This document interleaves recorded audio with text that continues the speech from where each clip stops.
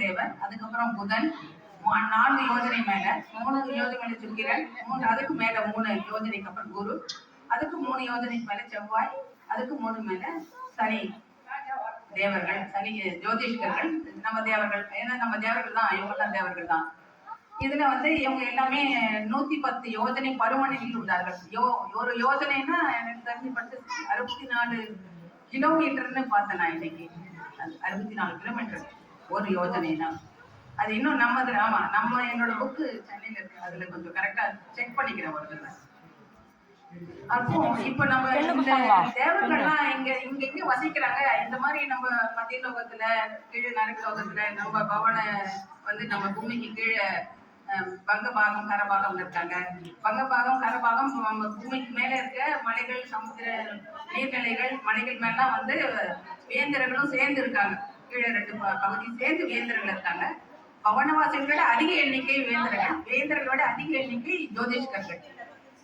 இப்ப நம்ம வந்து இது எல்லாமே எப்படி நமக்கு தெரியும்னா, சர்வஜ்ஞ பகவான் தீர்த்தங்கரர் தன்னோட சர்வஜ்ஞ சக்ஷுனா அவங்களோட ஞானம், அது மூலமா அவங்க இதை பார்த்து நமக்கு சொல்லியிருக்காங்க. இவங்க ஜோதிஷ்கர்கள்னா விமானத்துல இருக்காங்க. நம்ம பார்த்தோம், அந்த விமானம் எப்படி இருக்கும்னு சொன்னோம். பாதி அரைப்பங்கம் மாதிரி இருக்கும், அது கோள வடிவில, பாதி கோள வடிவில இருக்கும். இப்போ இவங்க எங்க இருக்காங்கன்னா, எந்த இடத்துல நம்ம பார்த்தோம், 790 இருந்து 900 யோஜனை வரை இருக்காங்க. அவங்க மேருமலை சென்டர்ல, மத்திய மேருமலையில இருந்து 1121 யோஜனை தூரத்துல சுத்தி வராங்க. 2.5 தீபத்துக்கு மேல சுத்தி வராங்க. இவங்க டோட்டலா வந்து நம்ம பூமிக்கு 2.5 தீபத்துக்கு மேல இருக்கும்போதுதான் ரவுண்ட் பண்ணி வராங்க, இடத்த விட்டு இடம் மாறி வராங்க. அடுத்த 2.5 தீபத்துக்கு அடுத்து வெளியில இருக்க தீபங்கள்ல இருக்க சூரியன், சந்திரன், நட்சத்திரங்கள் அவங்க யாரும் வந்து நகர்றது இல்லை, ஸ்டாண்டர்டா அப்படியே இடத்துலதான் இருக்காங்க. அந்த மற்ற இடத்துல எல்லாம் அந்த 2.5 தீபங்களுக்கு மேல இருக்க தீபங்கள்ல அங்க சமுத்திரங்கள், தீபங்கள் அனைத்திலும் வந்து எப்பவுமே ஸ்டாண்டர்டா இருக்கிறதுனால அவங்களுக்கு வந்து எப்பவுமே வெளிச்சம் இருக்கிற இடம் வெளிச்சமாவே இருக்கும், இருட்டியா இருக்கிற இடம் இருட்டாவே இருக்கும். இவங்க வந்து விக்ரியா சக்திகள் உள்ளவர்கள், முன்னாடி வீட்டை பார்த்தோம். அதனால அவங்க வந்து தன்னோட உருவங்களை மாற்றி நம்ம எல்லா இடத்துக்கும் இயற்கை ஜனாலயங்களை வழிபடுறதுக்கு அவங்க செல்றாங்க. அப்புறம் சமோசரணத்துக்கும் போயிட்டு வராங்க. அப்புறம் ஜோதிஷ்கர் வந்து அவங்களுக்கு அந்த விமானத்துக்கு மேல என்ன இருக்குன்னா, அவங்களுக்கு வந்து நகரங்கள் இருக்கு, ஜினாலயங்கள்லாம் இருக்கு.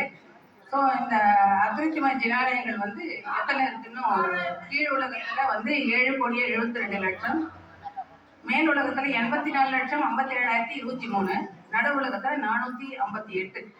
இப்ப நம்ம பார்க்கறது இந்த உலகங்கள் தான். இது இல்லாம வேந்தர்கள் இருக்கிற இடம் கணக்கு வந்து இது இல்லாம இப்ப இவ்வளவு இருக்கு. அப்புறம் வந்து நம்ம சூரியன் விமானத்திலையும் நம்ம பார்த்தோம், ஒவ்வொரு விமானத்திலையும் தினபிம்பங்கள் உள்ளன. வர்ண சக்கரவர்த்தி சூரியன் விமானத்தில் இருக்கும் தினபிம்பத்தை பார்த்து தினமும் வழிபட்டார் என்று நாம் படிக்கின்றோம். அந்த டைம்ல அவங்களால பார்க்க முடிஞ்சது, கண்ணால பார்த்தா சூரிய அந்த விமானத்துல வந்து அவங்க இருக்கிறது தெரிஞ்சது. அதனால்தான் அது வந்து சூரிய நமஸ்காரம்னு பிறகு மாறியது. அடுத்தது ஜோதிஷ் விமானங்கள் ஒவ்வொன்றிலும் எண்ணிலடங்கா இருக்குன்னு சொன்னோம். அதுல எண்ணிலடங்கா தேவர்கள் வாழ்கின்றார்கள். அப்புறம் இந்த பவன நம்ம பட சொல்லியிருக்கேன், இப்போ 3 பார்த்தோம் இல்லைங்களா, பவனவாசிகள், பவன தேவர்கள், வேந்திர தேவர்கள், ஜோதிஷ்கர். இவங்களுக்கு பேர் வந்து பவன திரிகர்கள் பேரு. அவங்க வந்து யாரெல்லாம் இந்த மாதிரி இந்த 3 பிறப்பாங்க.